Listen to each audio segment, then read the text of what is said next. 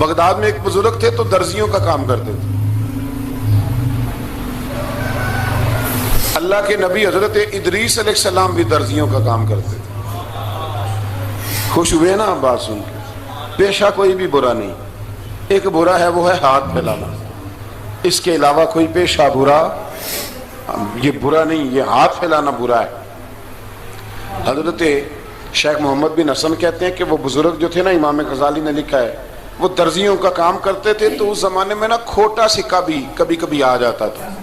کھوٹا سکہ پرانے لوگوں کو تو پتا ہوگا، چلو نوجوانوں کو بتا دیتا ہوں. چاندی کے سکے ہوتے تھے تو اوپر سے جب وہ گھس جاتا تھا نا نمبر، تو اس کو کہتے تھے اب کھوٹا ہو گیا.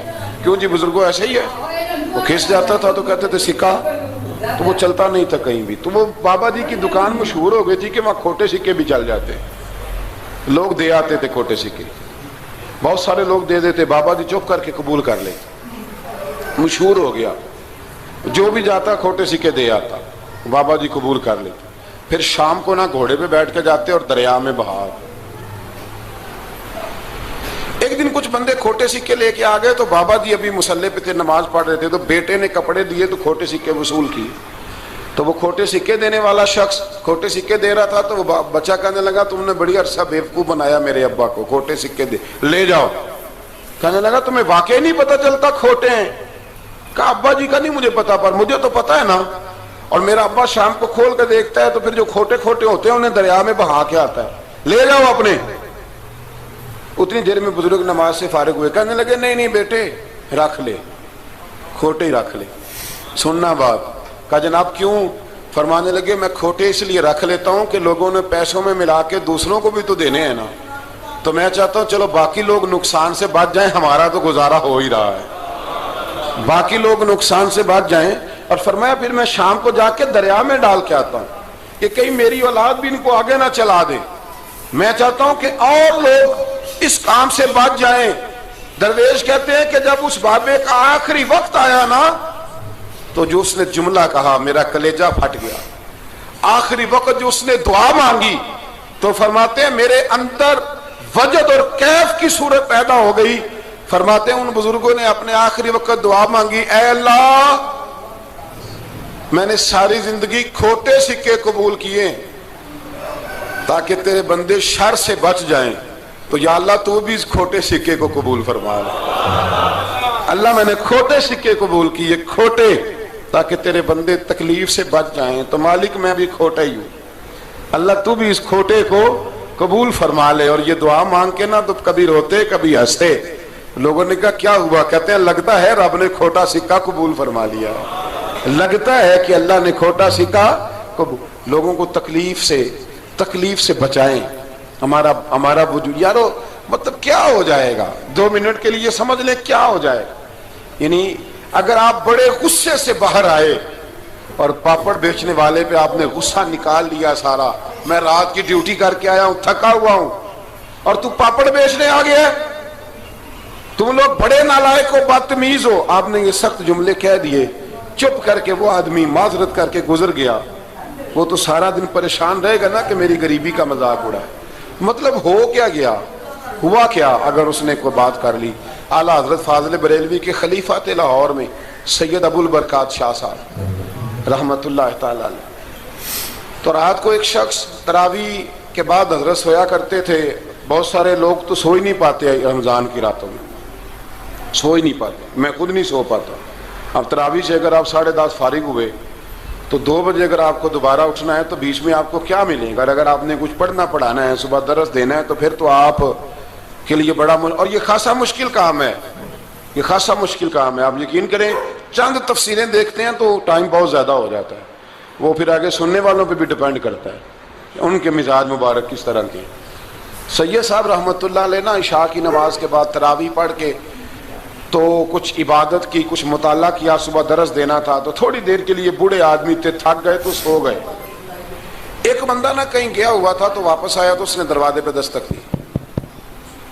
تو سید صاحب کے بیٹے تھے، بخاری شریف کی شرح لکھی، بڑے عالم تھے سید محمود رضوی صاحب رحمت اللہ. رضوی صاحب کہتے میں نے دروازہ کھولا، میں نے کہا ہاں جی بولو. کہنے لگا جی میں نے سید صاحب سے ملنا ہے. مفتی اعظم پاکستان تھے وہ، لاہور میں حزب الاناف ادارہ تھا، سید ابو البرکات شاہ.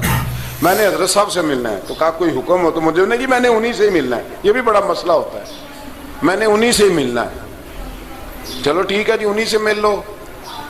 تو کہتے اتنی دیر میں نا سید صاحب بھی اٹھ کے آ گئے. محمود کون آیا؟ تو اس نے کہا حضور میں آپ کا ایک عقیدت مند ہوں, تو میں کہیں گیا ہوا تھا تو ابھی واپس آیا ہوں, تو مسئلہ نا کئی دفعہ پوچھنا کرتا ہوں تو بھول جاتا ہوں, ذرا بات کی نزاکت کو دیکھنا, بھول جاتا ہوں.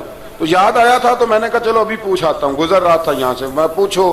کہنے لگا جی پوچھنا یہ تھا کہ جس نے فرض جماعت کے ساتھ نہ پڑھے ہوں رمضان میں, تو کیا وطر جماعت سے پڑھ سکتا ہے؟ مسئلہ پوچھنا تھا. علامہ محمود رضوی صاحب کہتا ہے مجھے بڑا ہی غصہ آیا. میں نے کہا کہ پتہ نہیں کوئی اس وقت مشکل آ گئی ہے جو رات کو آیا ہے. کسی وقت انسان رات کو طلاق دے بیٹھتا ہے, کوئی ایسی بات ہو جاتی ہے تو عالم کے دروازے پر, یہ تو عام سا مسئلہ ہے, سویرے بھی پوچھ لیتا. اتنی تکلیف دی اس نے, کتنی بڑی اذیت ہے. اور ایسے ہوتا ہے, ہم نہیں احساس کرتے کہ یار تھوڑا سا دیکھ لیں, ماحول کو دیکھ لیں, طبیعت کو دیکھ لیں. مجھے بڑی اچھی طرح یاد ہے کہ میں نے ایک دفعہ نا ایک عالم سے مسئلہ دریافت کیا, وہ ہمارے استاد تھے, تو مجھ پہ ناراض ہوئے. میں بڑا پریشان ہوا کہ پوچھی تو میں نے دین کی بات تھی, تو استاد ہی ناراض ہو گئے. استاد واپس آیا تو یہ کہنے لگے تمہیں پتہ ہے میں شوگر کا مریض ہوں. میں بڑی تکلیف میں تھا اور میں نے نماز کے لیے میں جلدی کیوں اٹھ کے چلا گیا تھا, میں نے ایک روٹی کھانی تھی, مجھے کچھ ہو رہا تھا. تو اب میں اگر تجھے انکار کرتا, دین کی بات تھوڑا دیکھ لیا کرو, مزاج کو سمجھ لیا کرو, تم سمجھتے نہیں, احساس ہی نہیں پیدا کرتے. وہ بڑی اس وقت چیز سمجھ میں آئی کہ کچھ چیزیں ایسی ہوتی ہیں ہر وقت انسان ایک موڈ میں نہیں ہوتا. آپ سمجھیں, بہرحال جو بات کرنا اس کو سمجھیے گا. تو وہ کہتے ہیں کہ سید صاحب نے اس کو کہا, میں بات ختم کرنے لگا ہوں, کہا کہ وہ اگر نہیں نہ پڑھے فرد جماعت کے ساتھ تو بہتر یہ ہے کہ وطر بھی جماعت سے نہ پڑھو. وہ بندہ مطمئن ہو کے چلا گیا. سید صاحب اپنے کمرے میں چلے گئے تو علامہ صاحب کہتے ہیں مجھے بڑا غصہ آیا. میں نے اس کو بلایا, میں نے کہا کہ کیا تیری جان کے مصیبت میں آئی ہوئی تھی؟ اسی وقت ہی مسئلہ پوچھنا تھا, اسی وقت ہی پوچھنا تھا, دن نہیں چڑھنا تھا, یا تجھے حضرت اسرائیل بتا گئے تھے کہ تیری آخری رات ہے؟ کہتے میں نے پورا غصہ نکالا اس پر. میں نے کہا تو بڑا ہی بیوقوف آدمی ہے, بوڑھے آدمی ہیں اور بڑی مشکل سے نیند آتی ہے, آ ہی گئی تھی تو آ گیا ہے. کہتے میں غصہ کر رہا تھا تو سید صاحب آ گئے, تو آ کے مجھے ڈانٹا, چپ کر, اس طرح کسی کے ساتھ بات کرتے ہیں. پھر اس کو کہنے لگے بھائی معاف کرنا, یہ ابھی بچہ ہے, اسے پتہ نہیں. کہتے ہیں پھر مجھے کمرے میں لے گئے اور بہت بڑا ہی جملہ کہا. اگر آپ اپنا کلیجہ ٹھنڈا کرنا چاہیں نا تو اس طرح بھی کر سکتے ہیں. بہت بڑا جملہ کہا. کہنے لگے معبود مسئلہ تو میں نے بتایا, تمہیں کیا تکلیف ہوئی؟ اور پھر فرمانے لگے شکر کرو اللہ کا, اس دور میں بھی کوئی دین کی بات پوچھتا ہے. شکر کرو اللہ کا, اس دور میں بھی کوئی دین کی بات پوچھتا ہے. شکر کرو اللہ کا, کوئی دین کی بات پوچھتا ہے, ورنہ تو لوگ پوچھتے ہی نہیں. تو اگر آپ خوش کرنا چاہیں اپنے آپ تو آپ سائیکل والے پہ غصہ کرنے کی بجائے یہ بھی تو کہہ سکتے ہیں نا شکر ہے رزق حلال کما رہا ہے, مانگ کے نہیں کھاتا, شکر ہے یہ محنت کر رہا ہے اپنی. تو آپ اپنے ذہن کو اس طرح کا بنائیں, سوچ کو اس طرح کا بنائیں. آج اس جمعے میں ہم نے ارادہ کرنا ہے کہ ہم نے آسانیاں دینے کی کوشش کرنی, ہم نے لوگوں کو تکلیف نہیں دینی, ہم نے کسی کو آزمائش میں مبتلا نہیں کرنا, ہم نے کوئی ایسا کام نہیں کرنا جس کی وجہ سے لوگ سمجھیں کہ یہ آدمی بوجھ بن گیا ہے. کبھی بوجھ نہ بنے. یارو کتنا بدبخت ہے وہ آدمی جس کے مرنے کی لوگ دعا مانگے, اس کے مرنے کی. حضرت عبداللہ ابن مبارک کے پڑوس میں ایک یہودی رہتا تھا, یہودی تھا, یہودی. حضرت عبداللہ ابن مبارک مکان بیچنے لگے. حضرت عبداللہ ابن مبارک کا پڑوسی مکان بیچنے لگا, وہ یہودی. تو کہا تو کہا کتنے کا؟ 2000 دینار کا, 2000 دینار. تو انہوں نے کہا کہ اس گلی میں, اس محلے میں تو 1000 دینار کا مکان ہے, تو تیرا 2 کا کیوں ہے؟ کہنے لگے 1000 میرے مکان کا اور 1000 عبداللہ ابن مبارک کے پڑوسی ہونے کا, اس لیے کہ اتنا شاندار پڑوسی تمہیں کبھی نہیں ملے گا جس کی ہم نے کبھی آواز ہی نہیں سنی. 1000 روپیہ لوں گا ان کے پڑوس میں جگہ دینے کا, 1000. تو وہ شخص کہنے لگا یہ تو نے عجیب بات کر دی, حالانکہ تو یہودی ہے, یہ تو نے عجیب بات کر دی. تو کہنے لگا 3 دن میری گلی میں آ کے رہ, تو دعائیں مانگے گا کہ یا اللہ میں یہیں رہنا چاہتا ہوں. وہ دعائیں مانگے گا کہ اتنا اچھا انسان, اتنا خیال رکھنے والا, اتنا خیال رکھنے والا, چھوٹی چھوٹی باتوں کا خیال کرنے والا. امام زین العابدین کا وصال ہوا نا,